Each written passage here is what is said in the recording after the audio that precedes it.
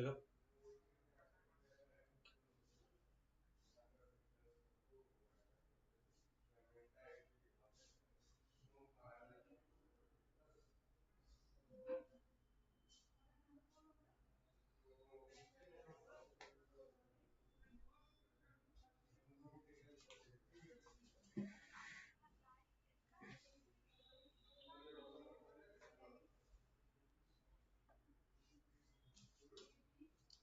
Good morning.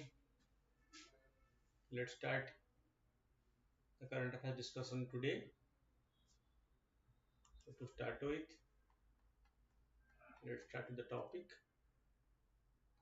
You know, so judiciary has emerged as the last hope of the people in the country, and our judiciary has been able to maintain its trustworthiness with the people of the country.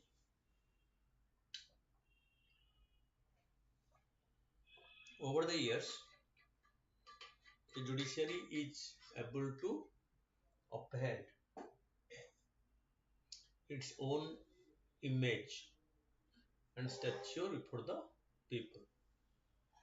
So, this discussion is regarding the appointment of judges to the higher judiciary. How the judges of the how the judges of the Supreme Court and High Court in the country are appointed. Okay, we'll discuss on this topic in today's first.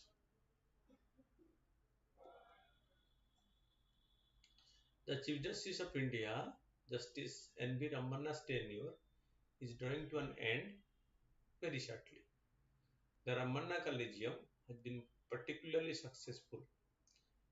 Ramana Collegium means the collegium led by Justice N.V. Ramana, which has recommended the names of many judges who have been appointed to the Supreme Court and High Court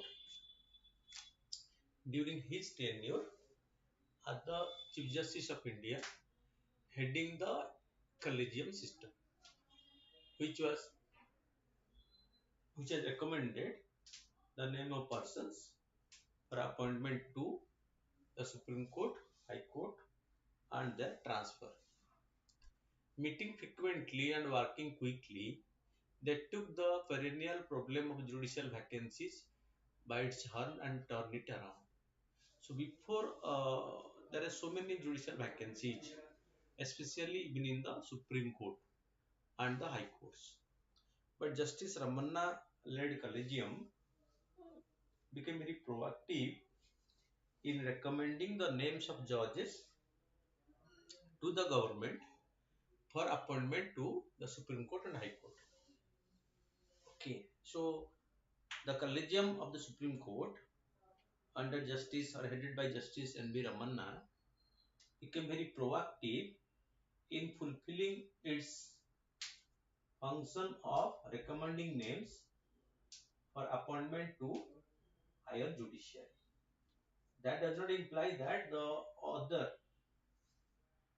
collegium are not recommended, but the number of judges whose name have been recommended by the collegium led by Justice N.B. Ramana during his tenure as the Chief Justice of India. So is more proactive than any other collegium led by the Chief Justices prior to Justice N.B. Ramana. So it implies that during his period, he has given more emphasis to fulfill the vacancies in the vacancy of judges in the higher judiciary like the Supreme Court and the High Court. The collegium is a united front was able to recommend numerous judicial appointments and scripted history by getting 9 Supreme Court judges appointed in one go. Fine. So this collegium has recommended to the government, and on its recommendation, 9 judges were at a time appointed to the Supreme Court. This itself is a record that at one go, so 9 judges were appointed by the government to the Supreme Court based on the recommendation of the collegium led by Justice N.V. Ramanna. Okay, of the 9, Justice B.B. Nagaratna is in line to be the first woman Chief Justice of India in 2027. So, out of these 9 judges appointed to the Supreme Court, so one among them is Justice B.B. Nagaratna.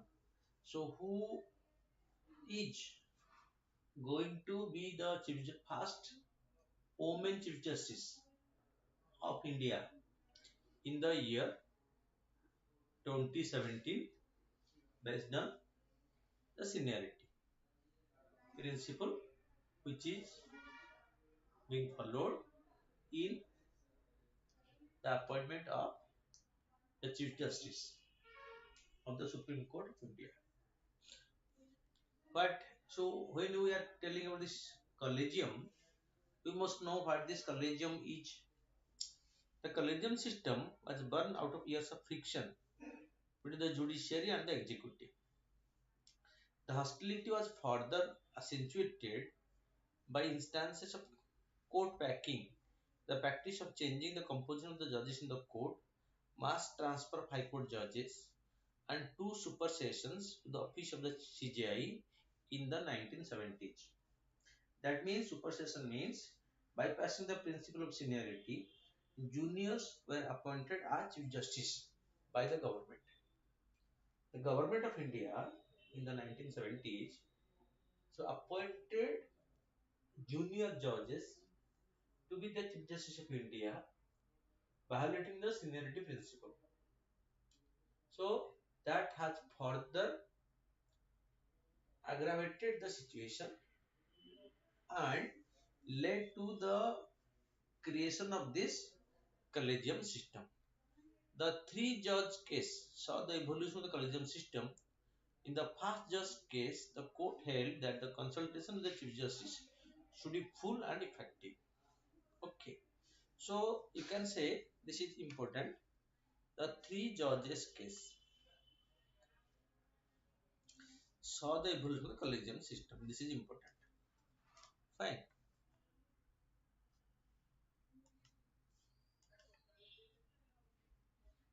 The second judge case introduced the collegium system in 1993. It ruled that the CJI would have to consult a collegium of his 2 senior-most judges in the apex court on judicial appointment. In the second judge's case, the collegium is to be created and the court ruled that the CJI must consult at least 2 judges of the Supreme Court while recommending appointments to the judges. The court held that such a collective opinion of the collegium would have primacy over the government. Fine. If these 3 members, the Chief Justice and 2 other members, senior most members of the judiciary, will recommend the name of the person to the higher judiciary, it will have more weightage upon the government. It was the third judge case in 1998, which was the presidential reference that expanded the judicial collegium to its present composition with Chief Justice, headed by the Chief Justice, with 4 of his senior judges as members. So that means at present the collegium system of the Supreme Court comprises of the Chief Justice of India at the head and 4 judges, senior most judges of the country. How does the collegium system work? The collegium of the CJI and 4 senior most judges of the Supreme Court make a recommendation for appointment to the apex court and high courts. Just remember, it is not only the Supreme Court but also to the high courts. The collegium system consists of the Chief Justice plus 4 CJI plus 4 senior judges. Okay, will recommend names of person to be appointed as judges to the Supreme Court and the High Court in the states. The collegium can veto the government if the names are sent back by the latter for reconsideration. If the government send back the recommendation, the name recommended by the collegium again, it can apply veto. The basic tenet behind the collegium system is that the judiciary should have primacy over the government in matter of appointment and transfer in order to remain independent. So, to maintain independence of the judiciary from political influence, so the collegium system has been recommended, and the appointment will be made by their own fraternity headed by the Chief Justice of India with two judges, four judges, most judges. So they will recommend the names of the new judges to be appointed to High Court and Supreme Court, and this will reduce the interference of the government, the influence of the political leaders in the appointment to the judiciary, and the judicial independence will be maintained. However, over times, the collegium system has attracted criticism even from within the judicial institution for its lack of transparency. So, on what basis the recommendation of the names have been made? Why some others' name has been rejected? So, due to this lack of transparency, at times fingers have been pointed towards the selection process of the collegium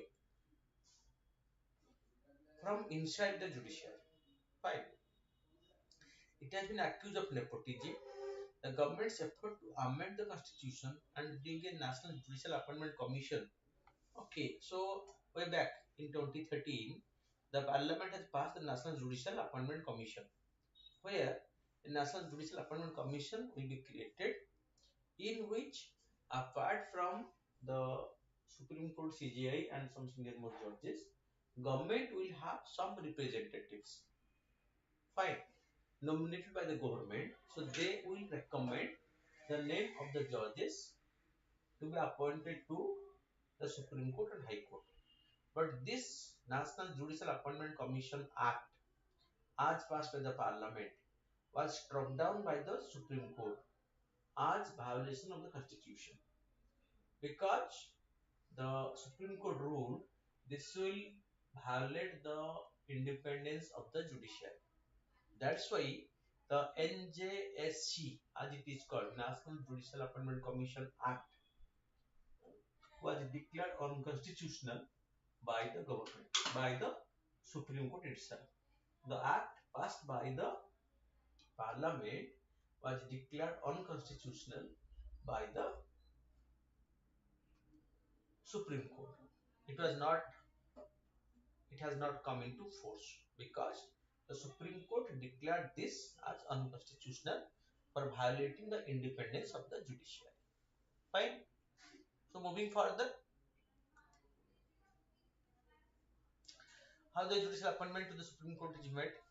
The appointment to the CJI and judges of the apex court is governed by the Memorandum of Procedure.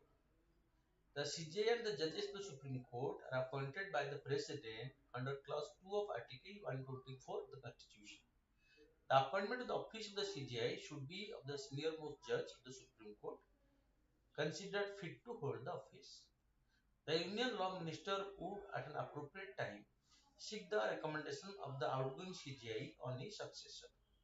Once the CJI recommends, the Law Minister forward the communication to the Prime Minister, who could advise the President on the appointment.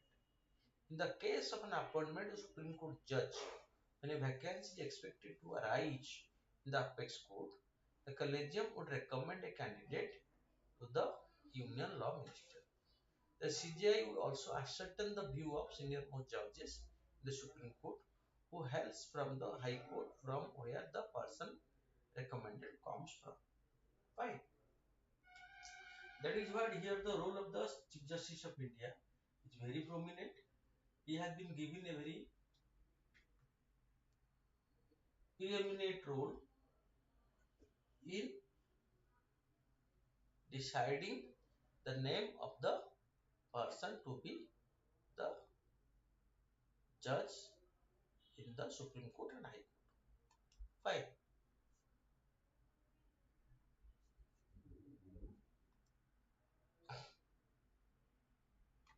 The opinion of each member of the collegium and other judges consulted should be made in writing and form part of the file on the candidate sent to the government.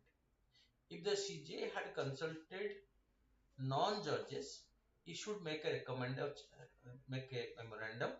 containing the substances of the consultation, which could also be part of the file. Because there is a provision that the Chief Justice may consult a non-judge, a senior counsel. Okay, so in that case, he also have to mention it. After the receipt of the collegium recommendation, the law minister would forward it to the Prime Minister, who would advise the President in the matter of appointment. Fine.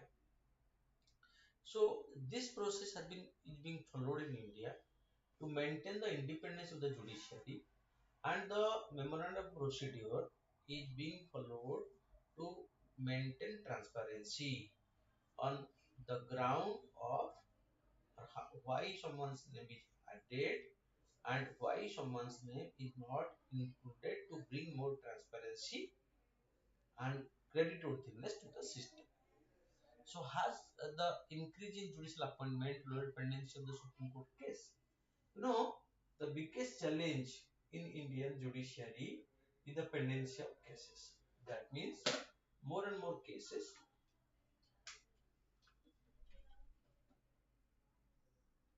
more and more cases are pending in the judiciary in India. So number of cases pending in the judiciary has grown over the period, and it is called that this has resulted in unnecessary delay. Unnecessary delay is being caused because of the number of pending cases in the judiciary. So, and number of pending cases, a major reason is that vacancy in the judges position. The increase in the number of judges has not guaranteed lower pendency of case in the apex court over the years. The number of pending cases has risen to 71,411 as on August 1st, 2022, from a little over 55,000 in 2017. Within 5 year period, so there is approximately 16,411 cases which has increased in the apex court. This is despite the fact that sanctioned judicial strength of the court has increased to 35 judges in August 2019. A steady rise in area regardless of the periodic increase in the judicial strength has been a constant phenomenon since 1950s. So since 1950s, the number of cases in the Supreme Court is on an increasing streak. So the number of pending cases the Supreme Court is increasing since 1950, and at present, in the present period, this increase is more. More and more vacancies or more and more cases are pending, and the number is increasing in the higher judiciary.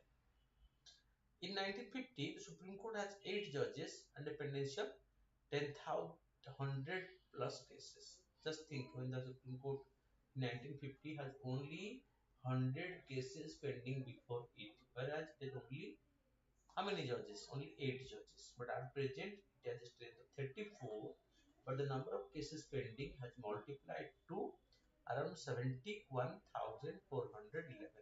See the figure. To compare both the figures, so in 1950, only 8 judges, there are 100 plus cases.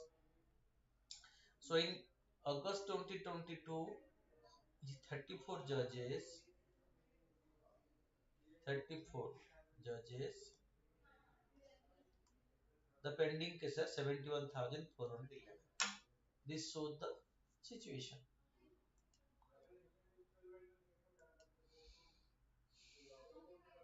A decade later, 1960, the thus strange Supreme Court grew to 14 while pendency rose to 3,247.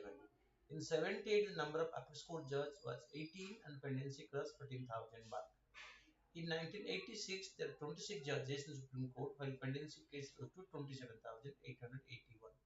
In 2009, the number of judges increased 31 and the pendency went beyond 50,000. In 2013, the number of judges remained 31 but pendency has risen to 64,000. In 2020 and 2021, the pandemic added to the pendency rate in the apex court because of the closure of the court, and year 2022 ended with a backlog of 64,426 cases, and in 2021 it was 69,855 cases, and presently more than 71,000 cases pending before the Supreme Court of India. The court currently has 31 working judges. Okay, four serving judges, including Chief Justice Ramanna, would retire in the next few months. His successor, U. Lalit, is scheduled to retire in November 8th with hardly 3 months tenure at the top judge. The Y.B. Chandrachud is in line as per the seniority norm to be the 50th Chief Justice of India in November, and Justice V.B. Nagaratna is in line to be the first woman Chief Justice of India in 2027. This is very important, remember. So, Justice B.B. Nagaratna is in line to be the first woman Chief Justice of India in 2027. And Justice Chandrachud, Y.B. Chandrachud, will be the 50th Chief Justice of India in November, and he will succeed Justice U. Lalit. Okay, who will be succeeding Justice N.V. Ramanna, and he will be for a short period of hardly few months. Then Chandrachud will succeed him, and he will be for few years. Then Justice B.V. Nagaratna will be the next Chief Justice and the first woman Chief Justice of independent India. Okay. But the biggest worry is the pending cases, whose number has increased to more than 71,000 at the Supreme Court. The next topic is about an ecological issue, the Great Barrier Reef, recovery and vulnerable to climate change. They are the uh, ecologically very sensitive and uh, hotspots of the world. The highest level of coral cover in the last 36 years has been recorded in the north and central part of Australia, Great Barrier Reef. According to the annual long-term monitoring report by the Australian Institute of Marine Science, the researchers behind the report have warned, however, that this could be quickly reversed owing to the rising global temperature. This came after the reef experienced a mass coral bleaching event in March 2022 due to the climate change. What are coral reefs? Corals are marine invertebrates or animals which do not possess a spine. They are the largest living structure on the planet. Each coral is called a coral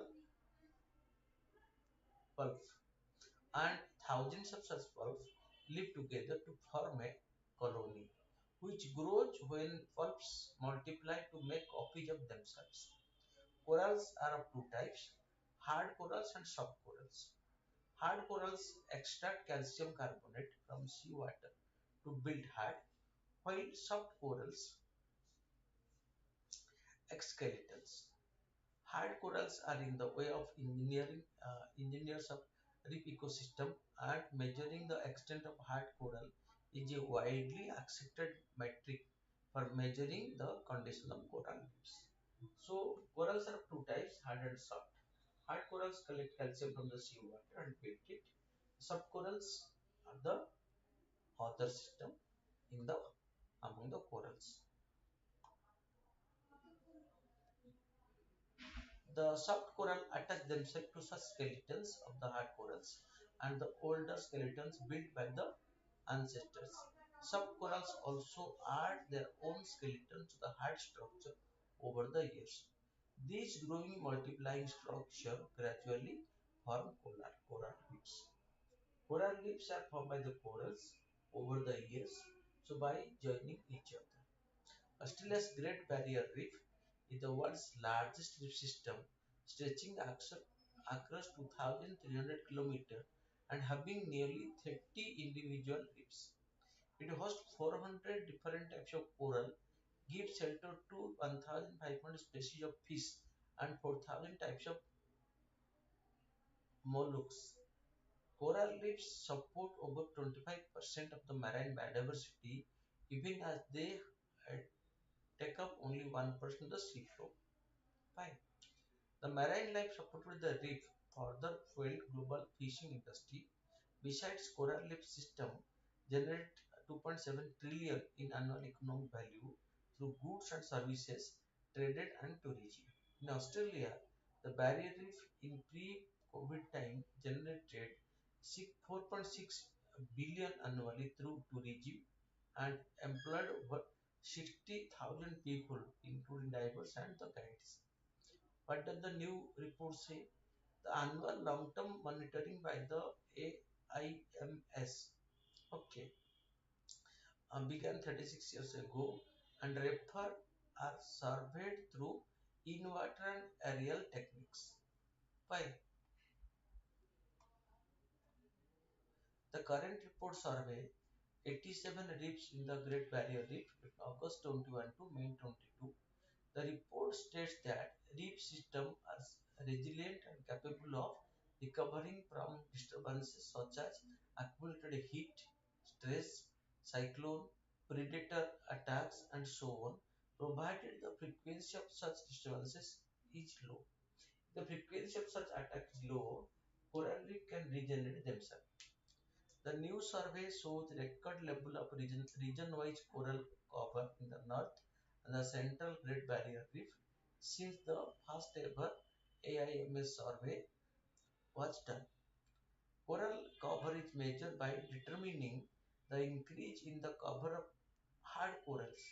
The hard coral cover in North uh, Great Barrier Reef has reached 36%, while that in the central region has reached 33%. Meanwhile, coral cover level declined in the southern region from 30% in 2021 to 34% in 2022.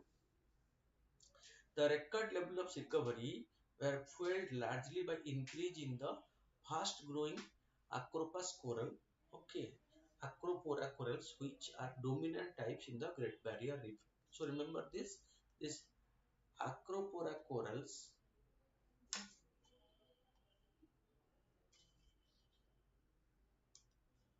this Acropora corals are dominant type in the Great Barrier Reef, Australia.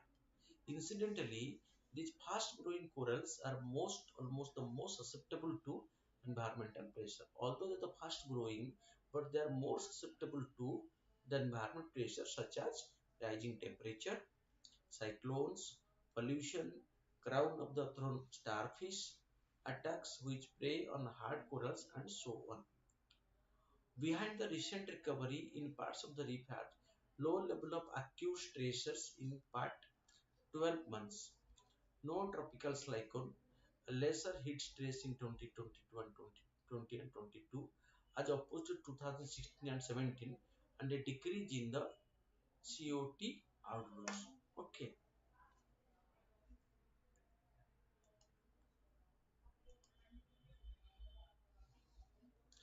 Does this mean reef is out of woods?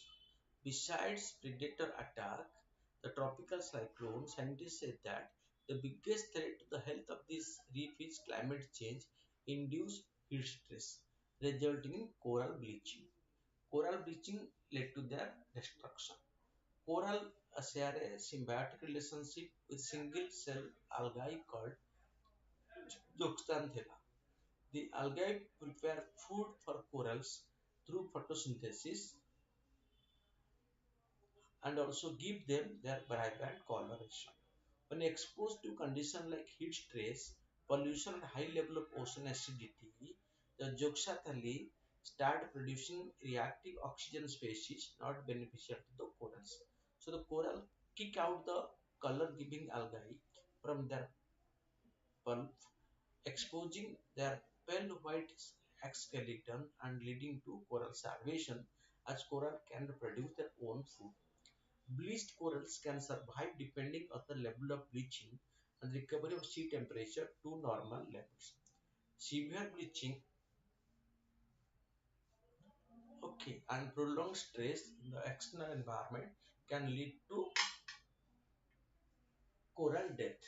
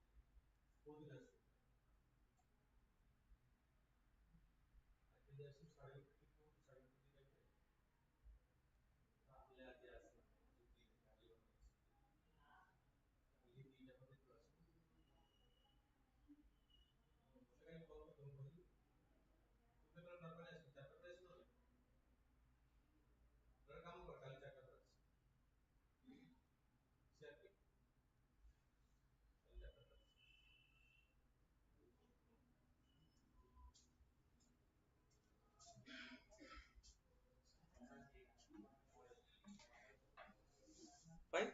So when so the coral kick out the okay over the last couple of decades, climate change induced rise in temperature has made sea warmer than usual. Under all positive outlooks and projections in terms of cutting greenhouse gases, sea temperature are predicted to increase by 1.5 degree to 2 degrees centigrade by the time the country near its end. Okay, so this is what if this century will be ended. So this 21st century with an increase up to 1.5 to 2 degrees centigrade sea temperature. So that may pose the biggest threat to the coral reef. Fine. According to UN assessment 2021, the world is going to experience heating at 1.5 degrees centigrade in the next decade, the temperature at which bleaching becomes more frequent and recovery less impactful. The concern is that in the past decade, mass bleaching events have become more closely spaced in time. The first mass bleaching event occurred in 1998 when the El Nino weather pattern caused sea surface to heat, causing 8% of the world's coral to die. The second event took place in 2002, but the longest and the most damaging bleaching event took place in 2014 to 2017. Mass bleaching then occurred again in 2020, followed by earlier 2022. According to the Australian government scientists, 91% of the coral it have surveyed in March 22 were affected by bleaching.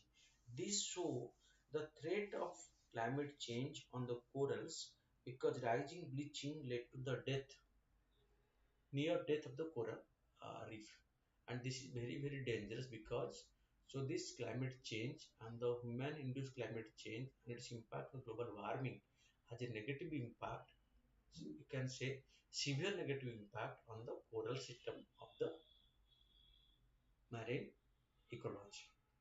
Notably, half of the total reef were surveyed before the peak of 2022 mass coral bleaching event in the Great Barrier Reef. Since survey to determine the effect of the bleaching need to occur during or after the summer heat wave, the real survey by the AIMS included 47 reef and coral bleaching was recorded in 45 of these reefs. While the level were not high enough to cause coral death, it has labeled sublethal effects such as reduced growth and reproduction. Although the climate change and the heat wave has not resulted in that extinction or death of the coral reef, but their growth and their means multiplication. okay, has been affected to some extent. According to this Australian Institute report, the prognosis of the future disturbances suggest an increase in the marine heat wave that will last longer and the ongoing risk of COT outbreak and cyclones.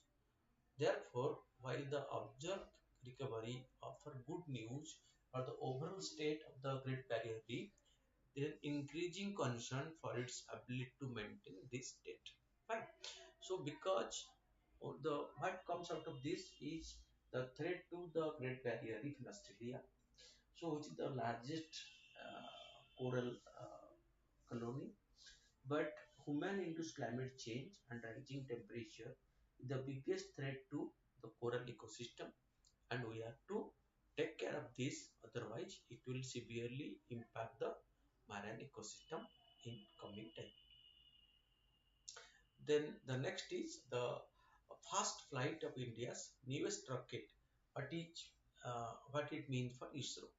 You know, India is a emerging space power because from a country which depend upon other country to launch its satellite, India has been successfully able to establish a robust space infrastructure under ISRO, and it is not only able to launch its satellites as per the requirement, but also successfully launch the satellites of other countries and thereby generating revenue and credibility for Indian premier space agency known as ISRO, Indian Space Research Organization, headquartered at Antariksh Bhavan, Bengaluru in Karnataka. It was one of the most keenly awaited launches in recent year. The maiden flight of the SSLV, a small satellite launch vehicle. You know, we have ISRO has developed SLV, ASLV, PSLV, and GSLV. And this PSLV, Polar Satellite Launch Vehicle, is the most trusted launch vehicle of ISRO, which is used more than 50 times. Okay, for launching domestic and foreign satellites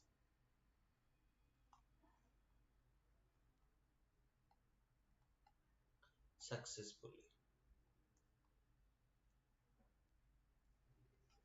We are able to launch it. Right?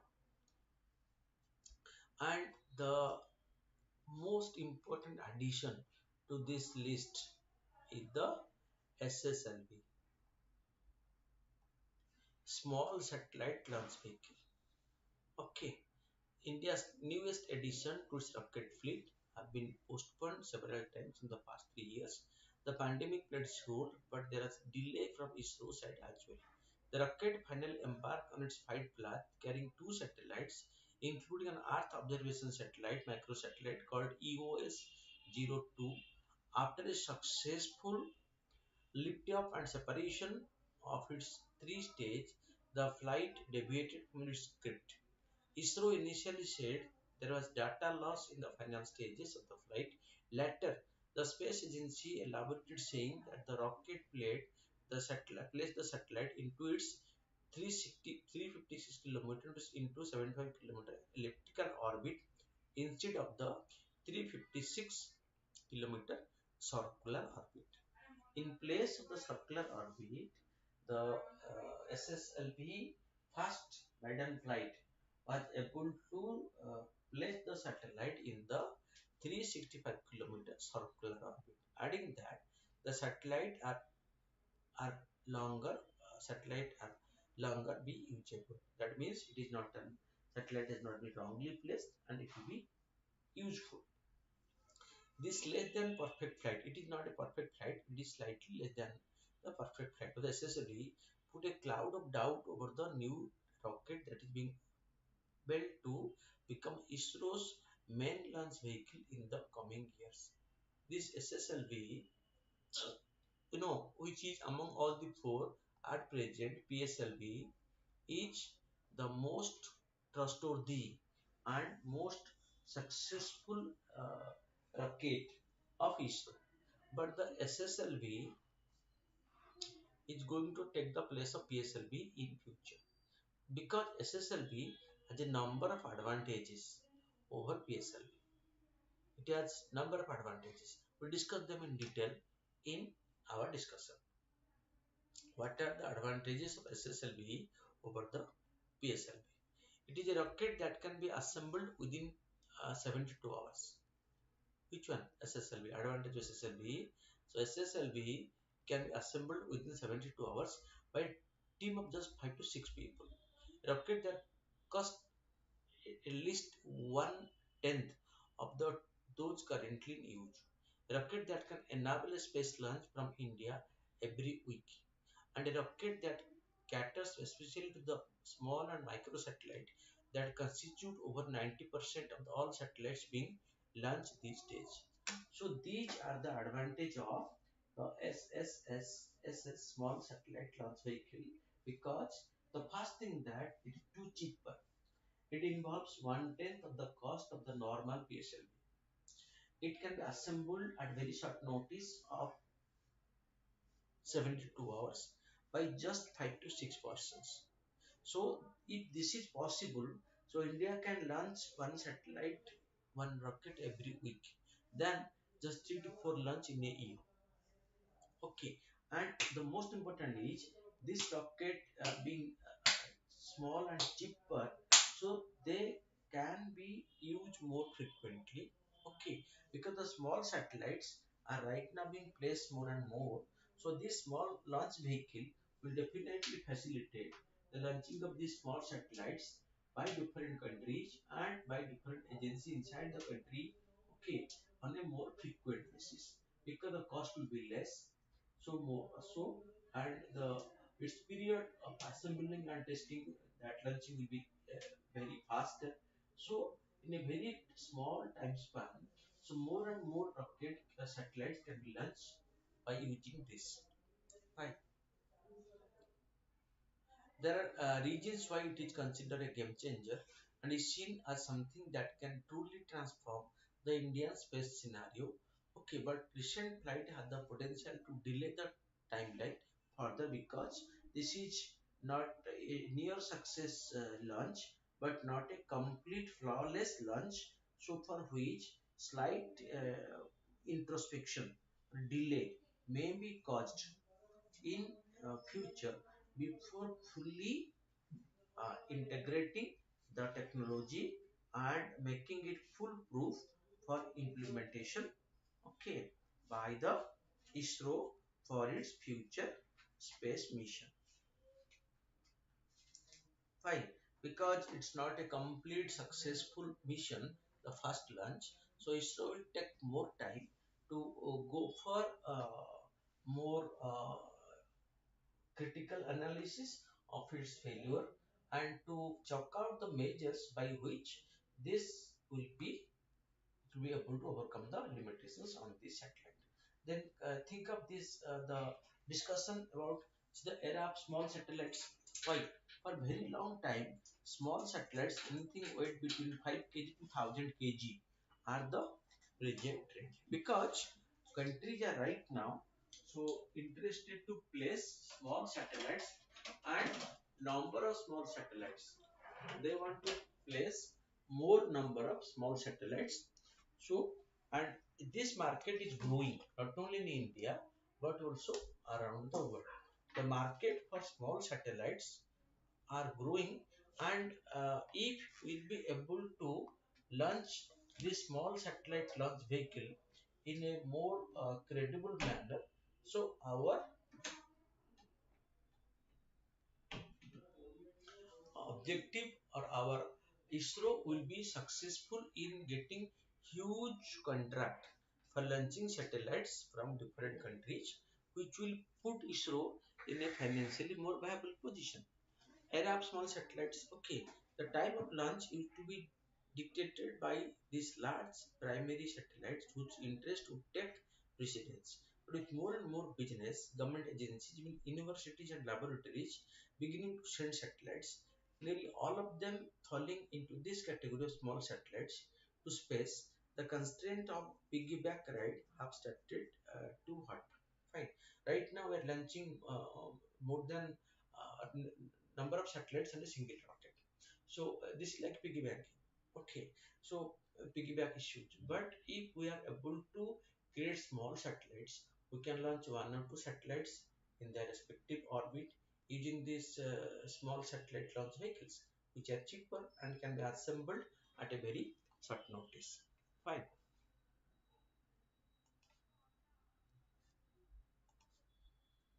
In fact, the demand for launch of small satellites has increased at a rapid pace in the last 8 to 10 years.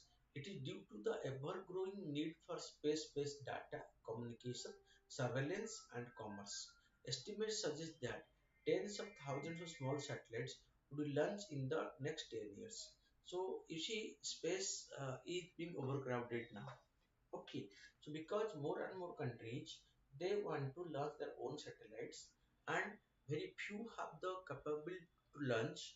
So India is one among the most prospective space power because ISRO has been successful in establishing itself as a reliable and cheaper space launch agency in the world. So many countries including Japan, Germany, USA, Canada, so they are trusting on India to launch their satellite into space because we are able to launch the satellites at a cheaper rate and that with credibility means flawlessly. If we are able to launch it flawlessly, it will become quite easy. So for them to accept and their launch program is being done by ISRO. Okay. Satellite builder and operators therefore do not have the luxury to wait for months to get a berth on a rocket or pay the very high travel cost. Increasingly, organizations are creating a constellation of satellites in space. Projects like Starlink or SpaceX or OneWeb are putting together a constellation of hundreds of satellites and others will follow them. So the number of satellites they want to put at the low Earth orbit to make their system or their organization functional, okay, or to provide different services. As a result, the demand for dedicated satellite rocket as can be launched frequently and can offer cheap rides to space is growing. This is also a lucrative business opportunity for agency which with launching capability like ISRO because most of the demand come from companies that are launching satellites for commercial purpose. Several new players, both in the government as well as private sector, have begun to offer launching services. In India, the space sector is fast being opened up for private sector. At least three private companies are developing rocket that can launch small satellite into space. Because recently government of India has decided to permit private sector in the space segment. Fine. This is very good development to expand the contribution of the private sector in the so-called till today government monopoly in the space launch. And the growing demand the space can be fulfilled by the private company from a space company from India. So like the private defense companies who have contributed significantly in India's defense manufacturing. Similarly, the private space companies so will be from India as per the government permission will be able to expand their services and they will one day definitely cater to the needs of the people and will be able to do it more authentically, so providing all the services as per the requirement at a cheaper rate, so enhancing India's name in the international space domain. Okay, to cater to this demand and to grab this business opportunity that ISRO has also deployed the SSLV. Okay, in a good year ISRO makes 5 to 6 launches with its PSLV and GSLV rockets. These rockets typically take 60 to 70 days to assemble. But as compared to that, this SSLV will take hardly 6 to 7 days, one tenth of the time. Dozens of people work on an assemble, and each of these costs tens of millions of dollars. Though many of these also carry commercial satellite, the revenue generated is not commensurate with the cost incurred. Right. So, as per the PSLV and JCB is concerned, the revenue generated by such is not that lucrative, but India only for its own country's image that as a emerging space power is developing and launching these satellites, but thinking of the commercial angle, it is not that financially viable, right? But this SSLV will make the system more financially viable. Okay, SSLV would have a capability to carry satellite weighing up to 500 kg to the lower Earth orbit. Okay, up to altitude of 1000 kilometers from Earth's surface, which is one of the most sought after place in the space for positioning satellites. But more importantly, it is likely to drastically increase ISRO's launch rate. According to ISRO official, it looking at least 50-60 launches every year with the SSLV. That could practically be one launch every week, a sharp contrast to two or three launches every year, as is being done by ISRO through its PSLV and GSLV. So the frequency of the space launch by ISRO will get multiplied once this SSLV, okay, became functional or became the tested uh, launch uh, vehicle for ISRO with time to come, or in the time to come, if SSLV is been will be emerging as the most trusted engine, so it will be able to establish ISRO in a more proactive manner in the space domain. Fine. Okay. Then ISRO is you can say that ISRO has some programs. So let me give some idea. So ISRO has launched many foreign satellites. ISRO's biggest success is the Chandrayaan-1 program.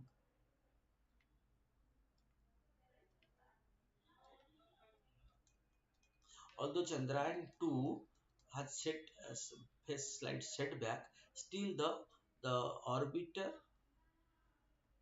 is functional. Although the lander and rover malfunction. Then ISRO launched the Mars orbiter mission successfully to Mars. ISRO had the future plan of what? Gaganayan and that Chandrayaan 3,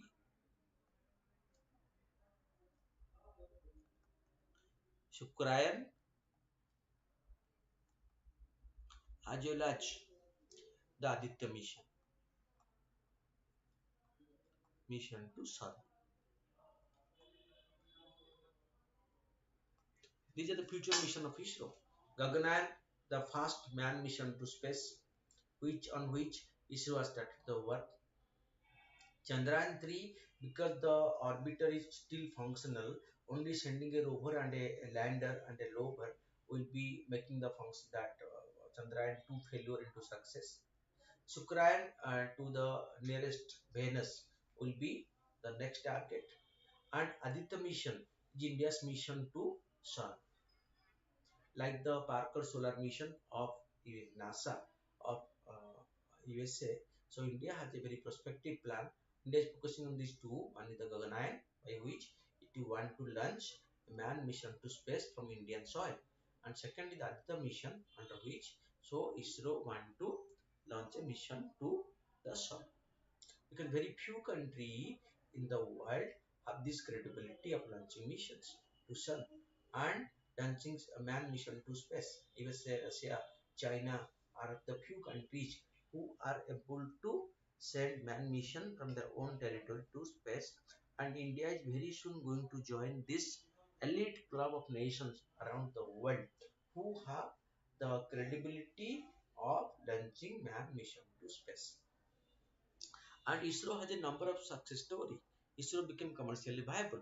ISRO has created the Antics Corporation by which it sells the satellite data. We have the range of satellites in the three category. As you can say, ISRO space satellites are in three category like the INSAT satellite, the Indian Remote Sensing Satellite, and the Indian Regional Navigation Satellite System IRNSS. We have three major types of satellites launched by ISRO. So and for this, so we are using we have the launch vehicle like SLV became very outdated. Then ASLV also became very poor, old and not being used. Then the PSLV and GSLV, which are more frequently. So PSLV the most frequently used and GSLV it is also tested and tried right now successfully. So these are all the credibility of ISRO, and this credibility is going to further in future with the small satellite launch vehicle under trial successfully, although not fully successful, but to some extent recently is a big achievement of ISRO, we can say. Fine. Then there is a health issue on the animals called the lumpy skin disease, the viral ill spreading among the cattle. Over the last few weeks, over 3,000 cattle have died in Rajasthan, Gujarat, and Punjab due to the viral infection called the lumpy skin disease. The National Dairy Development Board has supplied 26 lakh doses of goat pox vaccine to the three states. But in the disease, according to report by Gavi, Global Alliance for Vaccine and Immunization, the long skin disease, or LSD, is caused by a virus called Capripox virus and is an emerging threat to livestock worldwide. It is genetically related to the goat pox and sheeppox virus family, LSD, okay, or the lumpy skin disease, okay, infects cattle and water buffalo mainly through vectors such as blood feeding insect. Signs of an infection include the appearance of circular farm nodes on the animal's hide or skin that look similar to lumps. Infected animals immediately start losing weight and may have fever and lesions in the mouth, along with a reduced milk yield. Other symptoms include excessive nasal and salivary secretions. India hosts two largest number of animals or the cattle in the world, so we must take care of our uh, cattle population. And this disease is a big threat to that. Fine. The disease have been endemic in most African countries, but since 2012, it has spread rapidly through Middle East, Southeast Europe, and West and Central Asia. Since 2019, several outbreak of this LSD has been reported in Asia. In May this year, Pakistan's Punjab also reported the death of over 300 cows due to the LSD, the skin disease. In September 2020, a strain of the virus was discovered in Maharashtra. Gujarat too has reported cases over the last few years sporadically. Currently, the point of concern is the number of deaths being reported. Risk of humans. So the disease is not genetic. Genetic means it will not be transmitted from animal to human being. So disease, the genetic disease is what that get transferred from animal to human. But in this case, this is not going to be a genetic disease to be transferred from animal to human being. Okay, which means it does not spread from animal to human. However, according to doctor, milk produced by an infected animal will be fit for human consumption after boiling or pasteurization. Or these processes will kill the virus if any. So it is safe because this disease cannot be directly transmitted from animal to man. So it's not genetic. But so if the milk from these infected animal will be properly pasteurized or is uh, clearly boiled, then the chance of infection will be reduced. So this is there is no threat uh, from this disease to human being because this is not genetic. Fine. Then we'll take up the next topic.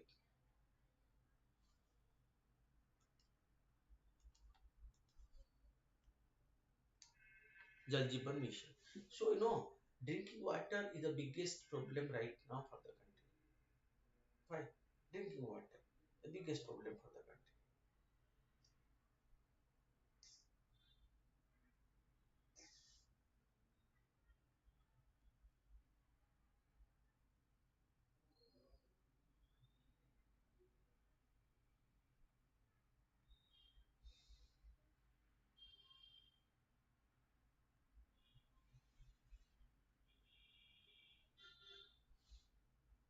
Okay.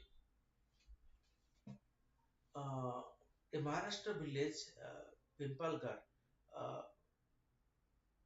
Ranjoli village holds a lesson for the rest of India.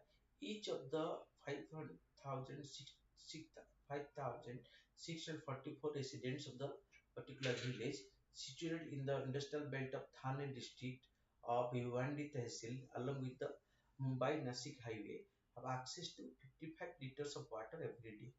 Under the Jal Jeevan Mission, the central government, in partnership with the state, aims to provide potable water in adequate quantity and prescribed quality on a long-term basis to every rural household, including in tribal area of the country through tap water connection by 2024. The Jal Jeevan Mission. The program will also implement source sustainability measures such as mandatory elements such as recharge and reuse through grey water management, water conservation, rainwater harvesting, etc. The Jal Jeevan Mission will be based on a community approach to water and will include extensive information, education, and communication as a key component of the mission. It comes under the Jal Shakti Ministry. So this comes under the this Jal Jeevan Mission is under the Ministry of the newly created Jal Shakti Ministry of the NDA government at the center. The performance of the Jal Jeevan Mission around 9.65 crore household, so 50% plus have tap water connection across the nation as of 10th June 2022. At the state level, Goa, Telangana, Haryana have achieved 100% tap connectivity to all households in the state. Union territory like Puducherry, the Andaman and Nicobar Island, Dadra Nagar Haveli, and Daman and Diu have also provided 100% of their household through tap water connections. State with over 90% functional household toilet coverage are Punjab 99.72%, Gujarat, Himachal Pradesh, and Bihar. State with the least this FSTC coverage, okay, each are Rajasthan, Chhattisgarh, Jharkhand, and Uttar Pradesh. Uttar Pradesh is among the lowest among the big states in the country. But Jal Jeevan Mission aims to provide tap drinking water to every household by 2024. It is a very optimistic target to be achieved in the coming 1 to 2 years. Okay. Then you see in the long questions we'll be discussing what are the main constraints in the transport and marketing of agricultural produce in India. Indian agriculture support to the national gross domestic product is around 15%. Agriculture contribution to GDP is 15%. With food being the uttermost need of human, so emphasis has been on commercializing agricultural production. Due to this adequate production and even distribution of food have become a high priority global concern. You see, so if you think of right now, so India is a 143 crore country.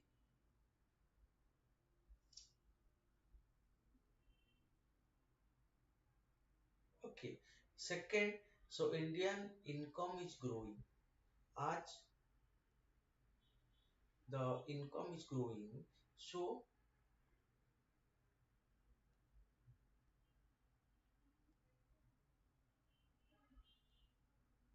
the consumption will increase because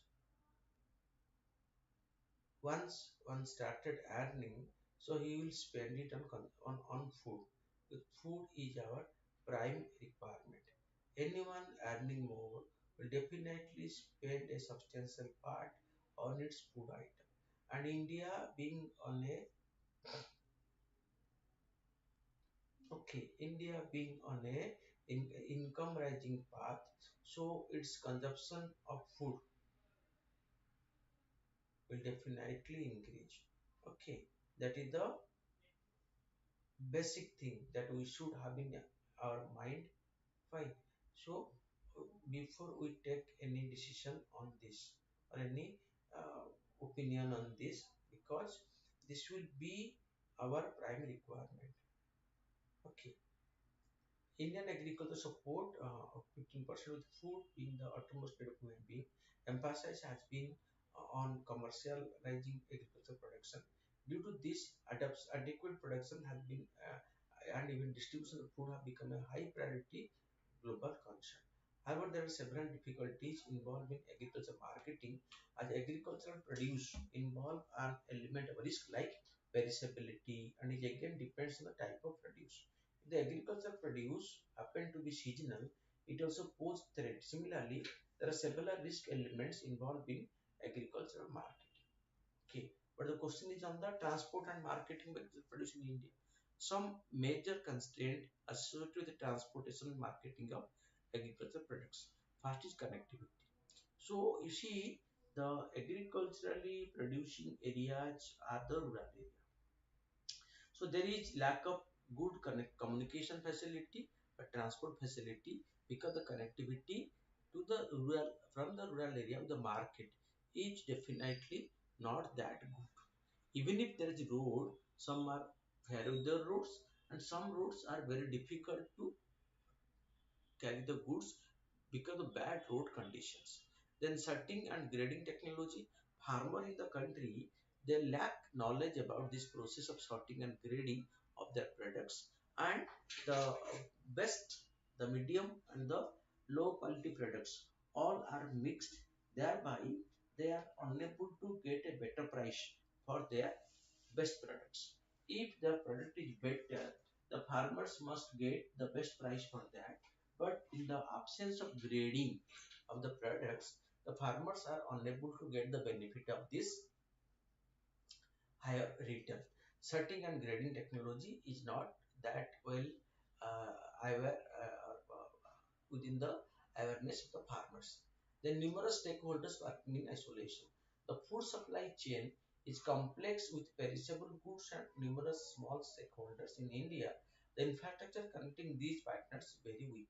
So in between the farmers and the ultimate consumer, there are a number of stakeholders, and none is interested to improve the infrastructure, but all are interested to maximize their profit and sell it at the earliest after collecting from the farmers. Lack of demand estimation.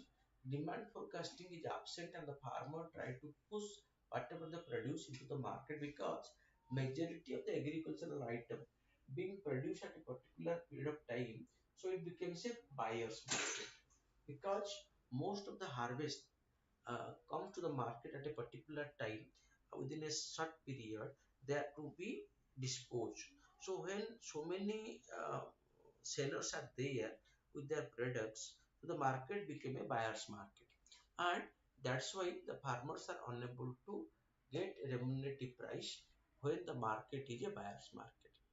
Next is lack of technology application.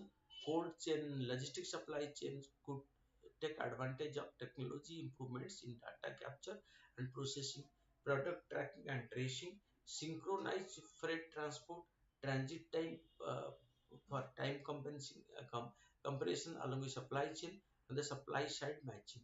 These all are very catchy words, and they remain catchy for Indian agriculture sector without being properly implemented.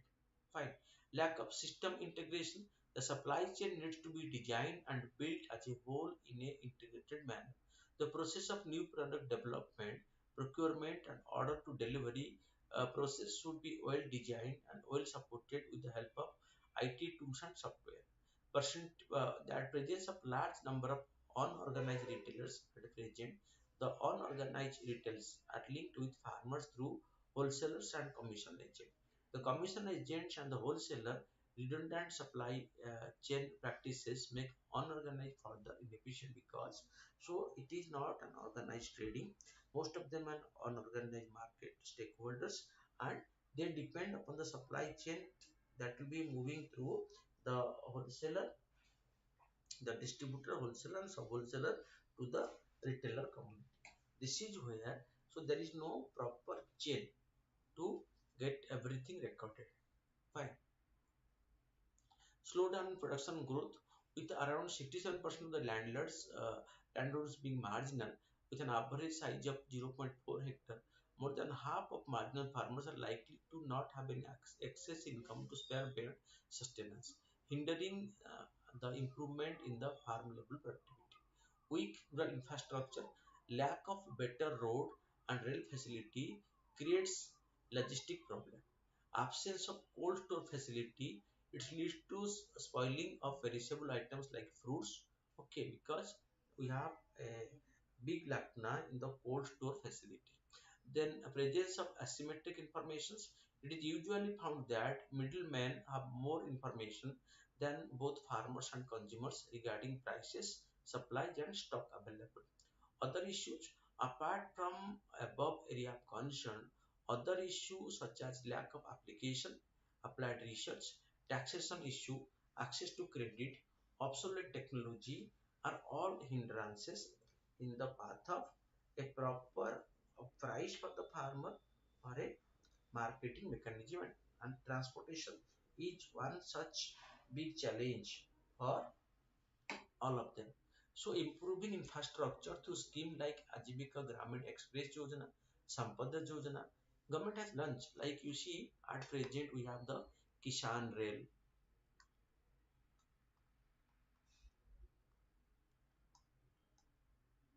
we have Operation Green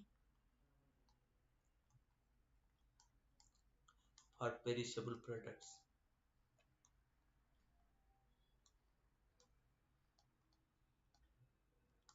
we have Krishi Udan. Okay, we have FPO, Farmer Producer Organizations.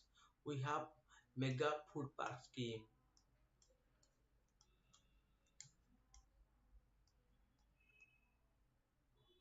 All these are being implemented by the government to make the farmer get a remunerative price of their agricultural products in Indian situation. That is what. Fine.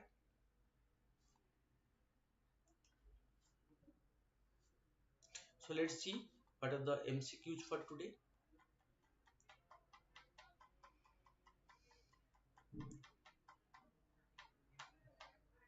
Okay, this is the following statement which is Jal Jeevan Mission. So it is a central sector scheme implemented under the Ministry of Jal Shakti. No, it is not a central sector scheme. It is a centrally sponsored scheme where the center and the state both share. Okay, so it is not a central sector, rather it is a central sponsored scheme. Okay, it aims to provide tap drinking water to every household by 2024. Yes, it is the objective.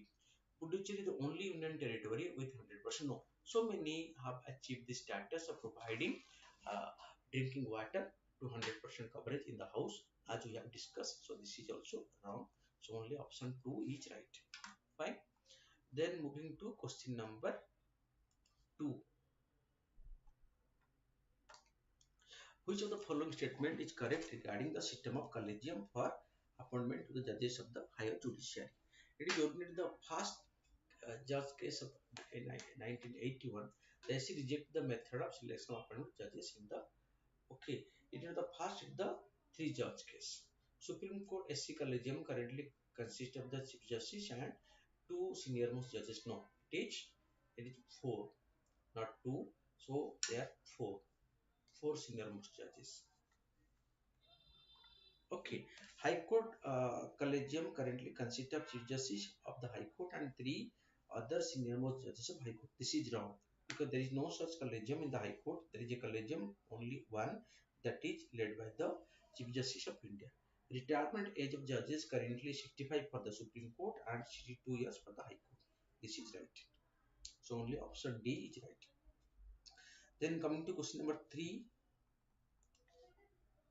which of the following judge case is responsible for the present? It is a three-judge case. Okay, collegium system with chief justice and four senior-most judges to be the member in the collegium. The third judge case, it was the order in that particular case. Then, so consider the following: Andaman Nicobar, Gulf of Kutch, Gulf of Mannar, and Sundarban. Okay, which of the above are coral reefs? All three, 1, 2, and 3 have, but the Sundarban don't have a coral reef because these are all coral islands. Coral reefs are there. Okay, but in Sundarban area, coral are not there. Then coming to the question number 5. The lumpy skin disease, as you discussed, is a capripox virus. Yes, it is a vector-borne disease through the blood-sucking insects. Vaccination against this disease is covered under the Livestock Health and Disease Control Program of India. So all the three statements are correct. Then lumpy skin disease is endemic to the following. So initially it was in Africa. It is endemic in Africa, but right now spreading to other areas. Regional standardization forums in news is used in the context of digital transformation of information. Uh, the recently the Tahiti pristine coral reef discovered is also the which of the following the Central Pacific region. Okay. Because the following statement, coral reefs are only found in tropical water. No, they are available in the other area also. World's largest coral reef system is the Great Barrier Reef in the northwestern coast of Australia. Great Barrier Reef UNESCO World Heritage Site. Yes, it has been recognized as the UNESCO Heritage Site. Only three is correct, but the one and two are wrong. Then coming to question number 10. Which of the following is the world's largest cold water reef? It is the Roast Reef, is the cold water reef. Which refers to National Animal Disease Control Program. Okay, so consider the following statement. It is a central sector scheme under which 100% full funds shall be provided by the central government to the state. It aims to control foot and mouth disease and brucellosis by vaccinating 100% cattle, buffalo, and sheep. Okay, so both are correct in case of this question number 11. 12. Which of the following statement about Bharat new car assessment program is correct? Okay, so performance of vehicle with respect to air pollution emission, lithium ion battery for e-vehicles, fuel efficiency of the vehicles. No, this is the crash safety of a vehicle because in India, so earlier we don't follow the crash test for our vehicles. So on the passenger safety, government ensure that uh, every vehicle should be exposed to the crash test. National Handloom Day we observe on 7th August every year to popularize handloom. So, which of the following is the first city in the country to release environmental insight explorer data from Google with Aurangabad? Okay. Consider the following statement about EOS 0 satellites of ISRO. EOS 4 it is the radar imaging satellite. EOS 4 is the fourth in the series of satellites. Okay, launch. All other EOS in the series, namely EOS 1, 2, 3, have been successfully placed. No, some are failures. The International Chess Olympiad was recently opened which of the following city for the first time? So after 40 years, India is hosting it and it will be hosted in the city of chess, that is Chennai in Tamil Nadu, which was inaugurated by the Prime Minister last week. Okay, the International Chess Olympiad. Okay, where the first Grandmaster of India, Vishwanathan Anand, was also present. Environmental Performance Index released by which of the following? It is released by the World Economic Forum releases the Environmental Performance Index. Okay, at regular interval. Okay, and this is the World Economic Forum which meets every year at Davos in Switzerland, and this releases the Environmental Performance Index. Okay.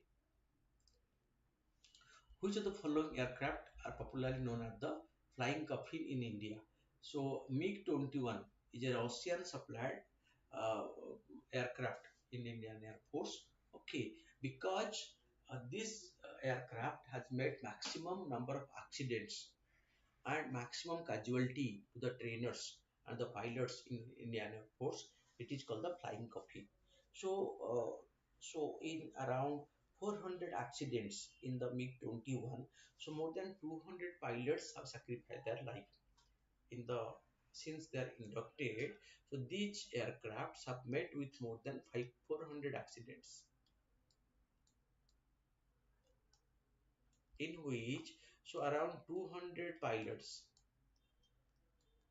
of Indian Air Force have lost their life. That's why they are called as the flying coffin. And we are going to phase it out.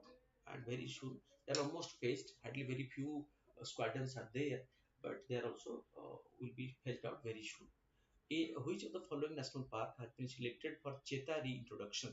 Okay, cheetah will be from Africa. The Kunnu Pallu National Park has been decided at the cheetah relocation for the first time, and cheetah has been extinct from India, and we are getting some cheetah from Africa for reintroduction in the Kunnu Pallu National Park. The Bora Caves are in Andhra Pradesh. Okay, so this completes our today's discussion on current affairs. Hope that our discussion is enriching your knowledge and making you more confident for the examinations that you'll be facing in future. So keep in touch, keep on watching, and in course of time you'll be able to know that your sections on current affairs are always updated because you are being regularly updated with the news and the MCQs based on the news. Thank you.